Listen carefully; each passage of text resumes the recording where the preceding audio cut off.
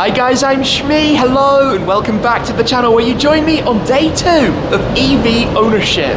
Of course, at this point I have not yet had to charge the Porsche Taycan Turbo S, but it is going to be quite an interesting adventure ahead because, as I said, we do not have any charging sockets here in the garage at all. Nonetheless, today we will kickstart the transformation to give this car an entirely new look at Dub Customs. Gone will be the volcano grey metallic paintwork, replaced with a new colour. It will be vinyl wrapped, the first time I've done that in about 2.5 years to one of the Shmeemobiles. The wheels will also change and there'll be some special accents as well, all of which I will reveal later today. But we're going to be taking both of the new Shmeemobiles. We've got the Taycan, we also have the AMG GT R Roadster. 80 miles on that, 30 miles on this. New cars in the garage, but it's time to head on over then to Dub Customs with the Taycan to show you what the plan is and to get started with the transformation.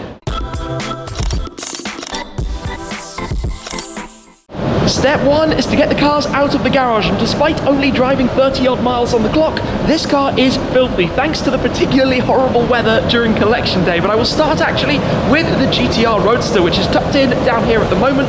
We have two very different cars that join the garage this week. The GT R Roadster with its bi-turbo V8 2-seat convertible, the Taycan electric car 4-seat saloon. Both luxury cars, both very similarly priced as well. But let's get this started. We will take it on up and get it out of the garage first. What do we have on the dashboard now? 80 miles, ready to be driven thanks to the PPF from Topaz Detailing. So, let's get it out of the garage and then come back down to get the Taycan. With the V8 bumbling away upstairs, it is Taycan time. So I've got to come around the other side of the pillar here. One thing about the car, when you walk up to it, it detects and opens the door handles automatically, which is very nice. So let me take a seat in here. No V8 thundery startup to come from this car, I'm afraid. A totally different learning experience. So to turn it on, it is that. That is all we do. And maybe small hints to the colour. Anyway, we have, like I said, what, 39 miles, sorry, almost 40 miles on the clock, but all is set. So let me take this out as well and get on with the drive. This is always going to be interesting. So into gear, try and remember exactly how to do this. We have the fantastic cameras.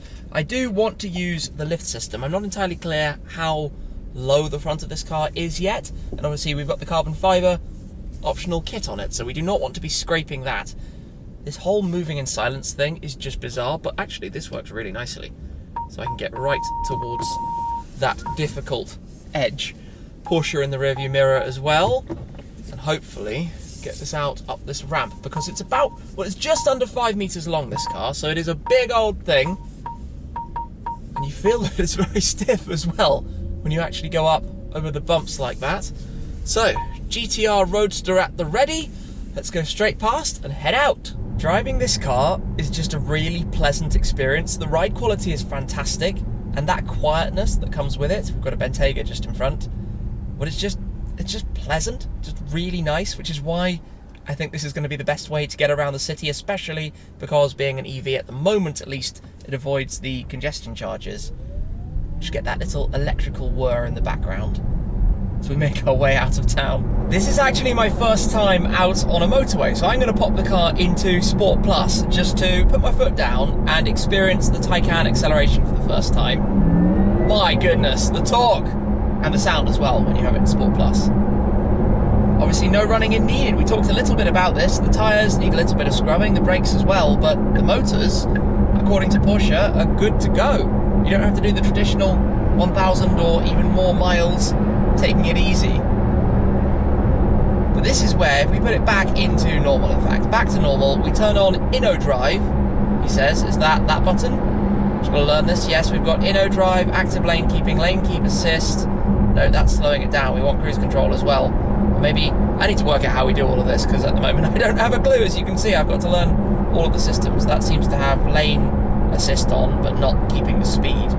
You can choose whether it regens effectively when you lift off the throttle pedal or not, and if you have it so that it doesn't, it actually maintains pretty much your speed. I noticed if you're going about 30 miles an hour, it doesn't really back off. In fact, you've got those settings when you just press car here, recoup on the accelerator, then you lift off, and 70 still, 69, 68, 67. You can see that it basically keeps the speed up, which is a really weird sensation. I will try and learn all of this car and bring you a full induction tour, because already there are some tidbits I'd love to share that I'm learning, and I'm like, oh, well, that's how that works. And obviously the charging cables are way beyond me, so that's going to be an interesting experiment at some point. For now though, all is going fairly well. When we get to Dub Customs, we need to do a little installation, that was a weird way of saying that, installation of the Global Telemetrics system that I have in all of my cars. So we're going to be doing that in both of these to add them to the app on my phone, which shows, I'll show you more of that when we get there. And of course, reveal the colour. One of the craziest things is my constant desire to downshift the car, which obviously you cannot do. However, foot down round a corner, boy does it disguise its weight. I mean, this car is 2,300 kilos, more than a ton heavier than the Senna, and a good, what, 700 or 800 kilos heavier even than the GT R Roadster behind me. But boy, do you not know it. When you accelerate, that feeling of torque that just sucks you into the seat. And this is what I experienced the first time I drove this, like with the Teslas, with the Model S, with the Model X, Model 3, whatever it is. This instant torque electric feeling. You don't get that in a combustion engine. Just totally odd when you're hearing that UFO-like whir. I mean, I don't really know what to say. I feel like you get familiar with the car very, very, very, very, very quickly, and it feels normal.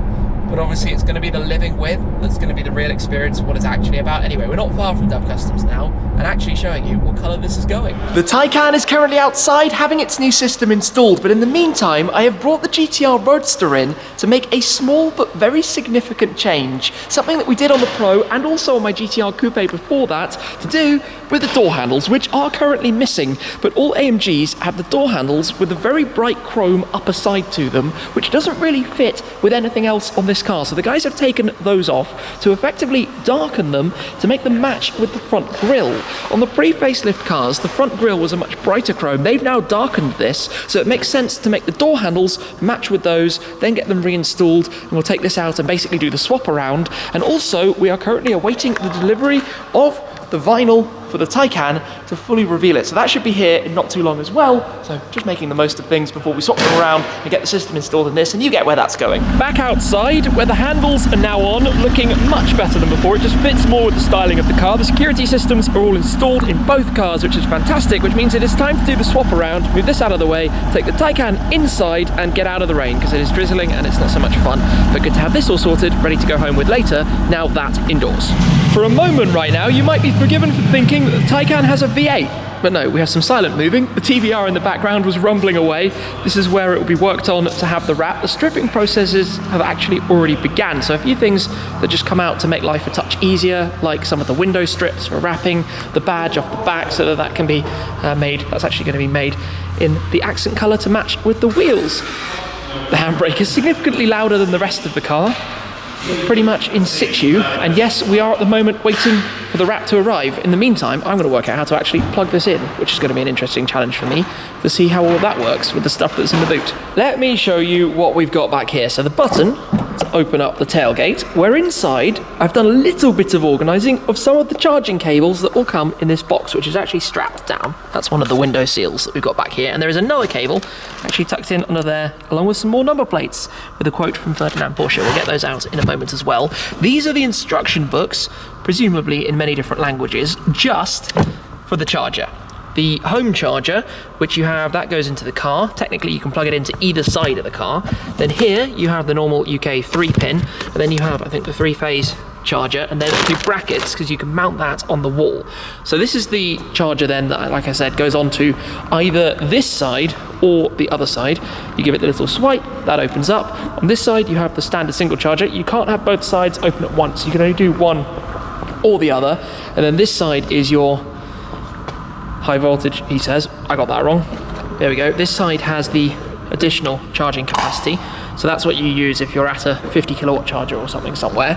For the moment, I am going to try and lift this out and hope the cable's long enough, which I am pretty sure they're not. So we'll see how that goes. And basically plug it into one of these sockets and try and give this car a little bit of power. To try this for the first time, I have plugged this in and set it up, not using any extension leads or anything. It's gone through a configuration. It currently says no vehicle detected. That is, of course, because it is not plugged in. So let's open this. On here, we've got a safety flap over the end. Just open that quickly. And then plug this straight into here. He says we've got this swinging, which is probably about to bang against the paintwork. We don't want that. So that goes in.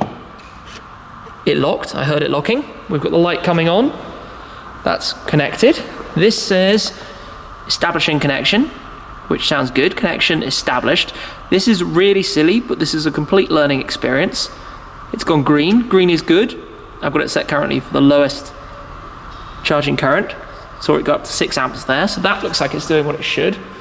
Inside, we've got 46%, 100 miles range. I guess that also looks like it's doing what it should. Got a green light here now. That's the button you press to unlock it. I think we've got a little graphic there that shows some things. And supposedly, I guess, over some time, that will give it a little bit of juice. That wasn't too hard. I've got some good news and some bad news. So firstly, the bad news. When you're charging a Taycan at home on a regular main socket, a 3-pin socket, 240 volts, it transpires that it's not the fastest thing in the world. Now this charger is pretty cool. You get all sorts of information, lots of different settings. It's basically like a smartphone, it's connected. But you can see we have charged 0.7 kilowatt hours in 30 minutes. So we'd get 1.4 kilowatts in an hour. The car is 93 or so kilowatts, which means that would take 60 hours to go from 0% to 100. Now you'd never completely deplete the car because that would destroy the batteries, and you also never completely charge it to 100% because equally that's not so good. You want to go between about 20 and 80, but to charge it at home takes a long time. Now this is currently running in the lowest possible settings. I wasn't sure how to set it up, so we've got 6 amps. I think you can turn that a little bit higher, and you can also use 3-phase, which we do have here as well. But for a test and to learn it all, that's how it's set up at the moment. And you also get an indicator here. The flashing green is good. If it goes solid red, that sounds like it's going to be a disaster. A bit of an index alongside. So that's running basically as it should. But let's come round, because what's lurking inside here we need to talk about. The wrap has arrived. The colour for this car to reveal midnight green metallic. Have a look at this. A fantastic material, stunning colour.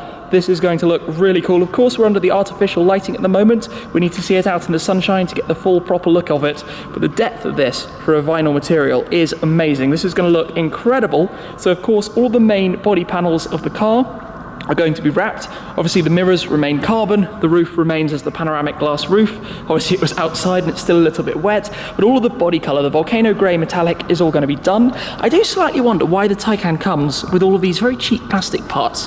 You'd think that some of these could be done even in gloss black, would look a lot smarter, and on the side skirts as well, all the way along. I guess it makes wrapping it a touch easier, and around the back as well, you've got this really big piece. I think they could look a little bit nicer, really. But ultimately, it is all going to go this colour, and believe me, this is going to look awesome. Now, some of you might be saying, why didn't I just get a Taycan in Mamba Green, the official colour? It's actually quite a lot lighter than this. I really wanted a dark colour, because I think when you have a car that's so big and has such large panels, if you go with a bright colour, it's really in your face, whereas this is quite a luxurious car. It's a comfortable car, it's a cruiser car, so I want an elegant configuration, and that's why I decided to wrap it, because it's not going to be a permanent car in the garage. I'm the first to admit that. I don't know if I'll have it for 6 months or 3 years, or what it will be exactly. It depends how much I get on with the EV technology. But in any case, it's an opportunity to personalize it, to make it unique, and that is why I've brought it to Dub Customs. We're going to be doing this, and like I said, there are going to be more changes as well to the wheels and some of the other details around the car that we're discussing at the moment. Well, it's time now to head on, so the Taycan will remain in the hands of Dub Customs. I'll be back for some progress and also to get started with the wheels. But before I do, very quickly, check this out. The map from Global Telemetrics, the app, which shows me where all of the Shmeemobiles are. If we go in to where the Taycan is, you can see we've got the GT R Roadster just outside. All works brilliantly, keeps logs of where all of the cars go and all those kind of things too. But this will be staying here for the moment, the new SH70 ME Porsche Taycan Turbo S. I'll come back to see it very soon. Out in the GT R Roadster then. 123 miles now on the clock into the century, many more to come, but not exactly Roadster weather. And you've probably noticed I am now in the passenger seat, left-hand side of the car, because I've got a few things I need to get sorted during the drive, some work on my laptop.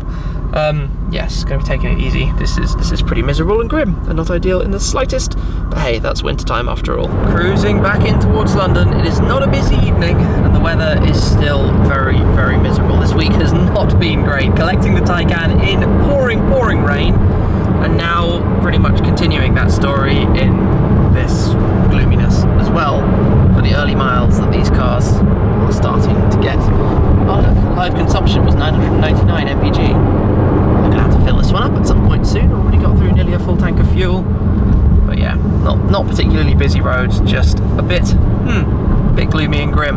So we'll be back soon, hopefully with better weather when it's time to collect the Taycan. Back at home and a little bit of a swap around. The GT R Roadster now where we started with the Taycan earlier on, and I am well aware that this car sticks way too far out of the parking space, but I was a little bit anxious of being reasonably close to the pillar. I could have got a little bit closer, but then sometimes there's actually a van parked right here, which means getting to the driver's side of these cars is a little bit of a nightmare. But we are now up to, what is it on the dashboard? 170 miles on this car now. Obviously we've now got the dark chrome door handles as well, which I think look much better than the bright chrome that it had before, so I'll be keeping those as they are. I'm not sure in terms of visual modifications that I'll change that much with it. I think I am, as I think at one point I said, going to keep the wheels with this style. I've just kind of got a little bit more used to it now overall. I do want to do the interior bits and pieces and maybe some engine, maybe some exhaust bits. We'll have to see what happens on that front as well. Just fumbling to find the key, lock the car up. But of course today about the Taycan, awesome to take that thing for a drive. It's just such a different experience for me. I know it's weird showing the basics of learning to use an EV and plugging it in and charging it, but it's a world that I've almost in a way slightly avoided up to this point, because being a person who loves combustion engines, V8s, V10s, V12s, EVs have always had that stigma around them, but now I want to get a bit more stuck in and really get a feel for it and share what it's like, to be honest. What it's like when I go out for the first time to try and charge it somewhere and probably get completely stuck. What it's like in terms of how far can you go before the range actually goes completely wrong. First thing though is of course to get the wrap completed at Dub Customs, to make it green, to do the other bits and pieces, and we'll be going back, well, very soon to see the progress on that front. For today though, thank you very much for watching. As always guys, thanks to the team at Dub Customs for their work, and I'll see you again very soon. Cheers!